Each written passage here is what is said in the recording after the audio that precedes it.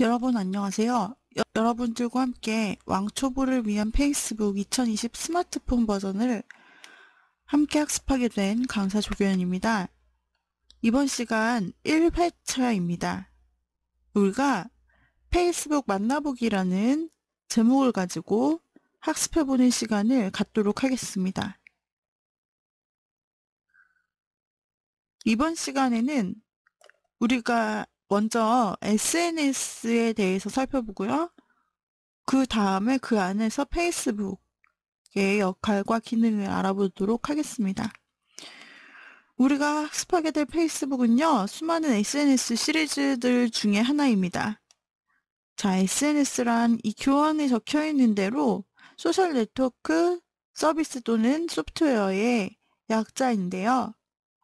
최근 트위터, 페이스북, 라인 같은 소셜 네트워크 서비스가 사회적으로 학문적으로 관심의 대상으로 급부상하고 있습니다. 각각의 SNS가 네트워킹 또는 네트워크, 커뮤니케이션, 미디어 공유, 메시지 서비스 등 공통된 기능을 공유하고 있기는 하지만 개별 서비스의 기능적 차이가 있기 때문에 이를 정의하는 게 쉽지 않은데요. SNS에 대한 정의는 컴퓨터 매개 커뮤니케이션으로 대별할 수가 있습니다. 개별 서비스가 각 차이는 있지만 SNS는 대체로 세 가지 기능을 제공합니다. 첫째는 네트워크 또는 네트워킹 기능입니다. 이용자가 다른 이용자들과 관계를 맺고 그것을 관리하는 기능인데요. 트위터에서는 이를 팔로잉이라고 하고요. 페이스북에서는 친구 맺기, 영문으로 프렌딩이라는 이 개념을 통해서 네트워크를 구축하게 됩니다. 둘째는 커뮤니케이션 능력인데요. 이용자들 사이에 메시지를 주고받는 것을 이야기합니다. 이용자들 사이의 커뮤니케이션은 공개적, 준공개적, 사적으로 이루어질 수 있습니다. 트위터나 페이스북에서는 포스팅은 공개적이고 준공개적으로 이루어지는 커뮤니케이션의 대표적인 예입니다. 그리고 페이스북의 메시지나 채팅과 같은 기능은 사적으로 이루어지는 커뮤니케이션의 예라고 할 수 있겠죠. 셋째는 미디어 공유 기능으로 넓게는 커뮤니케이션 기능에 포함될 수 있지만 SNS를 기반으로 사진, 음악, 뮤직비디오 등 미디어 객체들이 공유되고 나아가 이를 둘러싸고 이루어지는 대화가 큰 비중을 차지하고 있다는 점에서 일반적인 커뮤니케이션과는 구별될 필요가 있습니다. 따라서 SNS는 네트워크 플랫폼, 커뮤니케이션 플랫폼, 그리고 미디어 플랫폼으로 기능한다라고 이해할 수 있습니다. SNS는 한국에서 출시된 것뿐 아니라 지금 우리가 익숙히 알고 있는 해외에서 출시된 것까지 하면 굉장히 많은 세계적인 SNS들이 존재하고 있습니다. 그리고 대한민국은 어떻죠?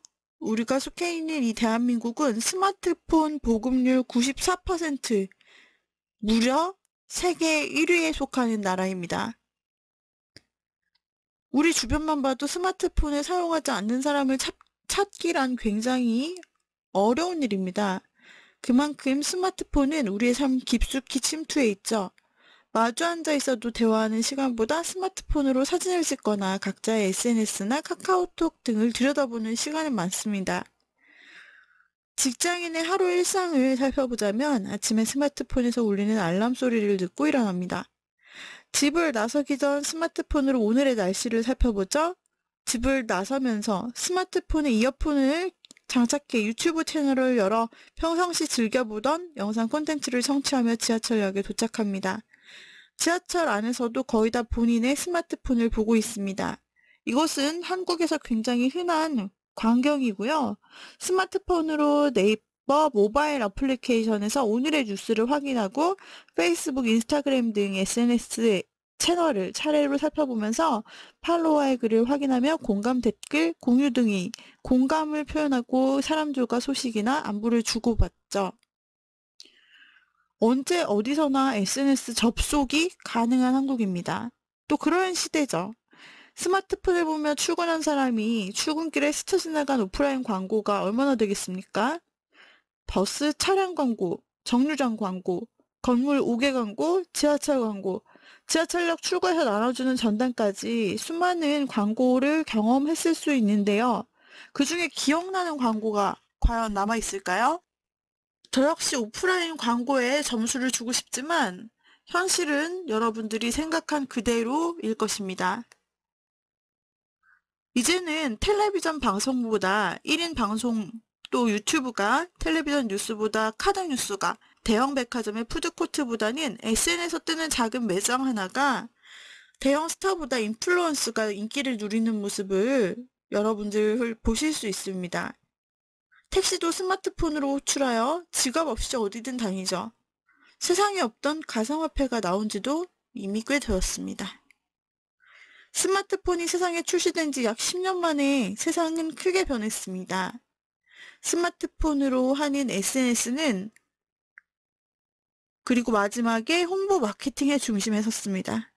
대부분 사람들이 아침에 일어날 때부터 스마트폰을 보기 시작해 잠들기 직전에도 스마트폰을 손에서 떼지 못합니다. 이제는 스마트폰으로 사람과 소통하고요. 쇼핑하고 학습하며 정보를 검색합니다. 대한민국의 스마트폰 이용자의 일주일 평균 시간은 10시간 17분이며 하루 평균 이용 시간은 약 3시간 28분입니다. 이것은 하루에 8분의 1이 넘는 시간입니다. 스마트폰 이용자 중 하루에 1회 이상 SNS에 접속하는 사람은 97.8%에 달합니다. 그만큼 스마트폰으로 네트워크 서비스를 접하는 시간이 상당하다는 얘기죠.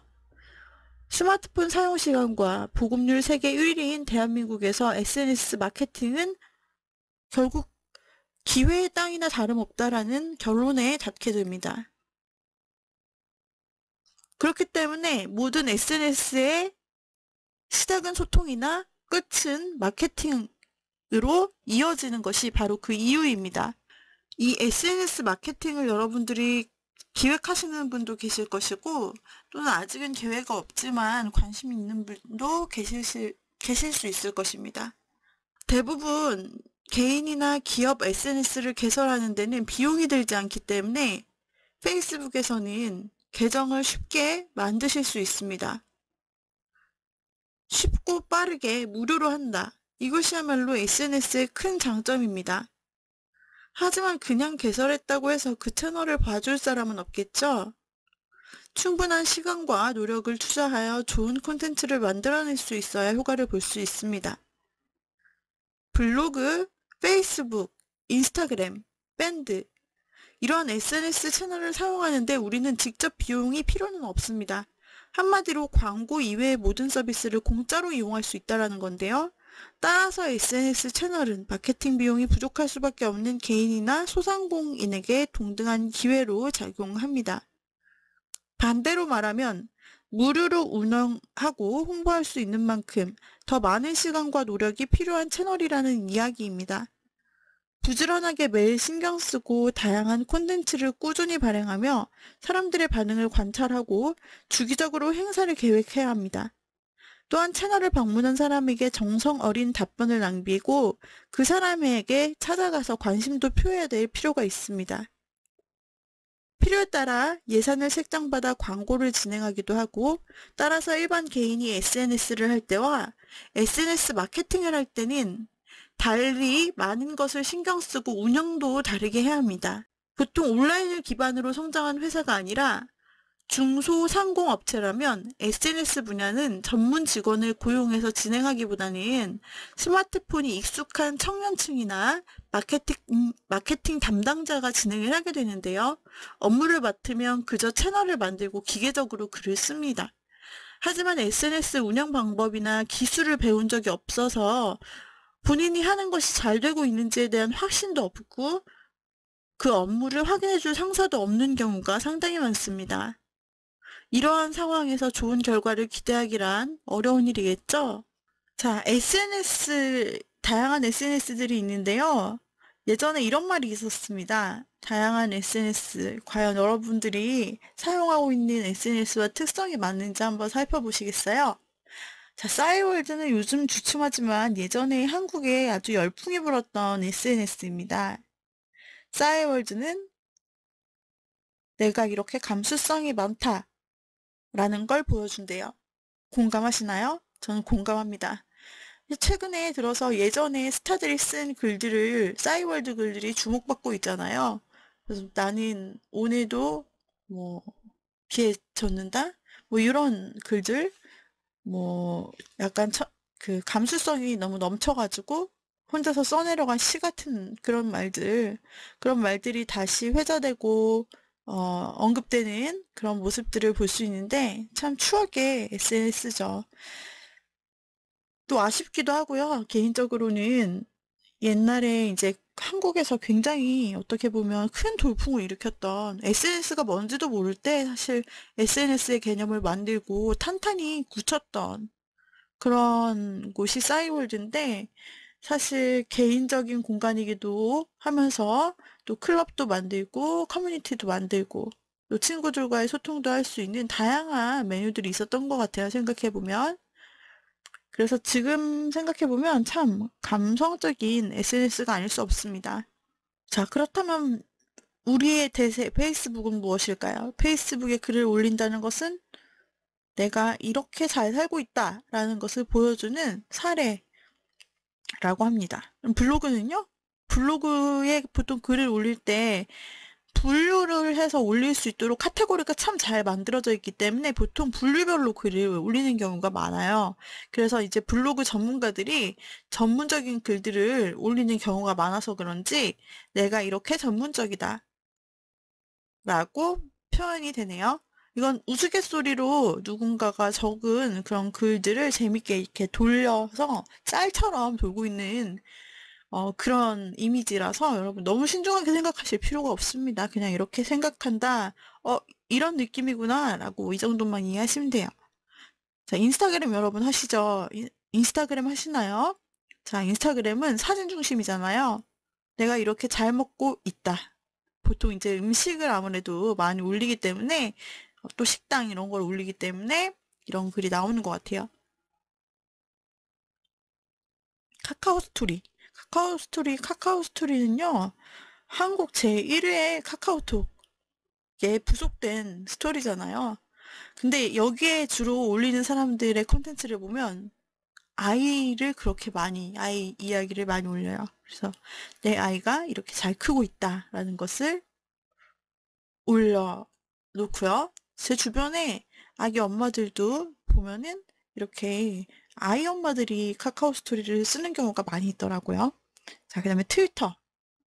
내가 이렇게 이상하다. 트위터 왜 이럴까요? 네. 아무튼 뭐 이렇게 각 그 SNS별로 어떤 특징을 뽑아놓은 글이 재밌어서 한번 제가 퍼서 소개해드렸습니다. 자, 그 다음에 이제는 사실적인 통계를 바탕으로 설명을 드리자면요. 우리 한국인이 가장 많이 사용하는 SNS는 이라는 것을 나스미디어에서 조사를 해보았어요. 자, 역시 부동의 1위는 페이스북입니다. 이 페이스북의 사용률은 이건 뭐 막을 수가 없어요. 왜냐면 마케팅적으로 가장 많이 사용하게 되고요. 또 페이스북은 전 세계적으로 친구를 만들 수 있고 관계를 맺을 수 있는 것이기 때문에 아무래도 한국인이 많이 사용할 수밖에 없을 것 같아요.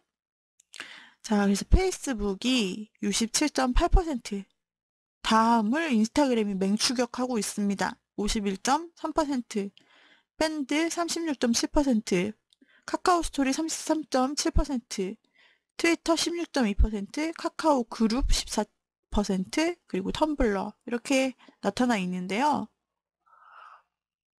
페이스북 같은 경우 페이스북이 모 회사고 그에 파생된 회사가 인스타그램입니다. 두 개는 지금 1, 2위를 다투고 있지만 사실은 이 순위는 거의 무의미하다고 볼 수가 있어요. 왜냐면은 자기끼리 다 해먹는 거거든요. 네, 한 계열이라고 볼 수가 있어요. 한 계열이다. 그래서 뭐 페이스북과 인스타그램을 같이 연동시켜서 할 수 있는 기능을 굉장히 많이 제공을 해놔왔고, 나중에 최종적으로 이용하면 할수록 두 개가 연동되는 기능들을 여러분들이 체험하실 수 있게 됩니다. 특히나 인스타그램이나 페이스북을 이용한 마케팅을 통해서 여러분들이 뭐 인스타그램, 페이스북 페이지 마케팅을 하신다든지, 아니면은 회사 홍보, 제품 홍보를 하신다든지, 또는 여러분들이 이제 교육 관련해서 교육 관련된 페이지 관리를 하신다든지, 아니면 쇼핑몰을 운영하신다든지, 이 모든 경우에 해당되는 부분이 페이스북 페이지와 인스타그램 비즈니스 계정입니다. 그래서 이 두 개가 서로 연결돼서 서로 혼합해서 완전히 두 개가 연계 시스템으로 갈 수 있도록 그렇게 되어 있고, 또 이 두 개를 같이 혼합한 마케팅 서비스, 그리고 마케팅에 대한 교육, 이런 것들이 굉장히 흔하게 이루어지고 있는 그런 특성을 볼 수가 있죠. 그래서 페이스북과 인스타그램의 이 동반 상승은 어떻게 보면 굉장히 자연스럽다라고 볼 수가 있겠습니다. 자, 그 다음에 한국인이 가장 많이 사용하는 SNS의 사용시간 변화입니다. 사용시간 변화. 자, 보시게 되면은, 하늘색이 17년, 그 다음 주황색이 18년, 그리고 연두색이 19년, 이렇게 연도별로 비교를 해 놓은 것인데요. 살짝의 그러나 감소는 있지만 역시나 페이스북이 부동의 1위를 차지하고 있다는 것을 확인하실 수 있습니다. 단, 여기서 통계는 한국인 안드로이드 스마트폰에서 발견된 것이기 때문에 또 다른 폰은 어떨지 모르는 거죠. 그 다음으로 이제 점점 상승세를 띠고 있는 것을 살펴보면 인스타그램이에요. 인스타그램이 3년 전만 해도 그렇게까지 높은 편은 아니었는데 쭉쭉 치고 올라와서 거의 더블 스코어로 2019년 사용도가 높아졌어요. 페이스북 다음으로 2위를 차지했단 말이에요. 사용시간으로서. 이 점이 굉장히 흥미로운 점이죠. 아까도 말씀드렸다시피 페이스북, 인스타그램은 서로 연동되는 기능이 있습니다. 또 같은 계열의 회사이고 페이스북이 인스타그램을 인수했어요.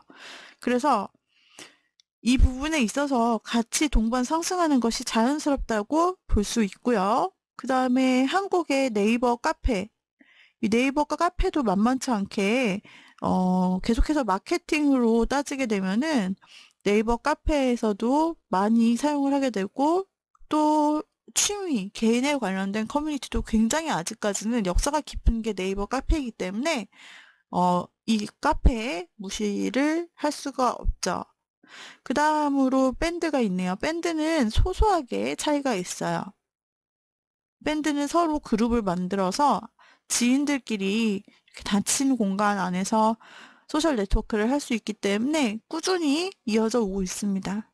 뭐 굳이 오픈을 다 해야 되는 페이스북 같은 경우랑은 다르게 밴드 같은 경우에는 우리끼리 아는 사람끼리 멤버를 초대해서 만들면 되기 때문에 뭐 동창회라든지 또는 특별한 부서끼리라든지 같은 반끼리라든지 또는 어떤 취미를 공유하는 사람들 동호회, 이와 같이 특정 지인들끼리만 사용을 할 때 밴드를 많이 사용을 합니다.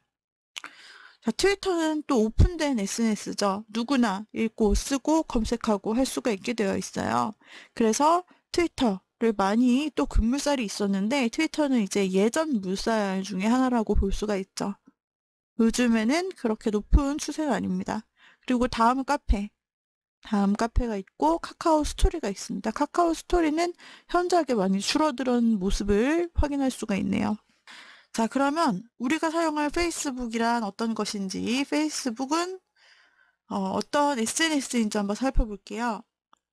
페이스북은 최고의 마케팅 플랫폼으로 현재 불리우고 있습니다.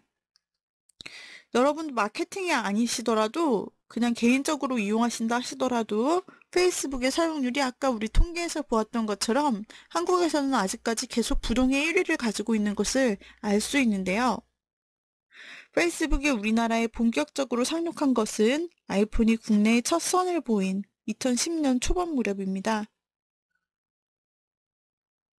이 당시 기면화 트윗 바람을 타고 빠르게 확산되어 여론을 떠들썩하게 했던 트위터와 달리 페이스북은 소리 소문 없이 조용히 들어온 편에 속하는데요.